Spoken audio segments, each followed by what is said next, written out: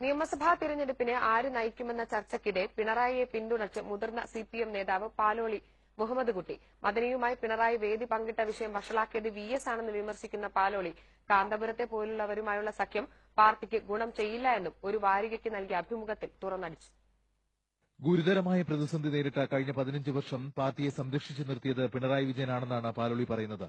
പാർട്ടിയിലെ വിഭാഗീയത ഇല്ലാതാക്കാനുള്ള പിണറായിയുടെ പരിശ്രമങ്ങൾ വിജയിച്ചു. നയിക്കാൻ പ്രാപ്തിയുള്ളയാൾ പിണറായി തന്നെയെന്ന വിലയിരുത്തലിന് പിന്നിലെ നിരീക്ഷണങ്ങളായി പാലോളി അവതരിപ്പിക്കുന്നത് ഇക്കാര്യങ്ങളാണ്. മദനിയുമായി വേദി പങ്കിട്ടതിന്റെ പേരിൽ പാർട്ടി ഇന്നും നേരിടുന്ന ആരോപണങ്ങൾക്കും പാലോളി മറുപടി നൽകുന്നു.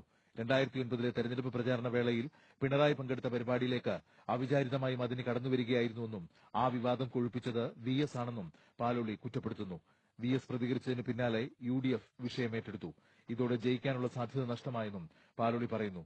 ഡിഐസിയെയും ഐഎൻഎല്ലിനെയും ഒപ്പം കൂട്ടാതിരുന്നത് സിപിഎമ്മിന് പറ്റിയ അബദ്ധമാണെന്ന് പറയുന്ന പാലോളി അതിന് കാരണക്കാരൻ വിഎസ് ആണെന്നും കുറ്റപ്പെടുത്തുന്നു. കാന്തപുരത്തിനെതിരെയും അഭിമുഖത്തിൽ അദ്ദേഹം ആഞ്ഞടിക്കുന്നുണ്ട്.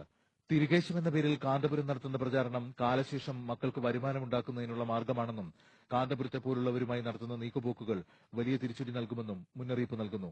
സിപിഎമ്മിനെ കാന്തപുരം സഹായിച്ചിട്ടുണ്ടെങ്കിൽ അത് അവരുടെ സംഘടനയുടെ നിലനിൽപ്പിനു വേണ്ടിയാണെന്നും പാലോളി മറുപടി നൽകുന്നു. ഏഷ്യാനെറ്റ് ന്യൂസ്, കോഴിക്കോട്.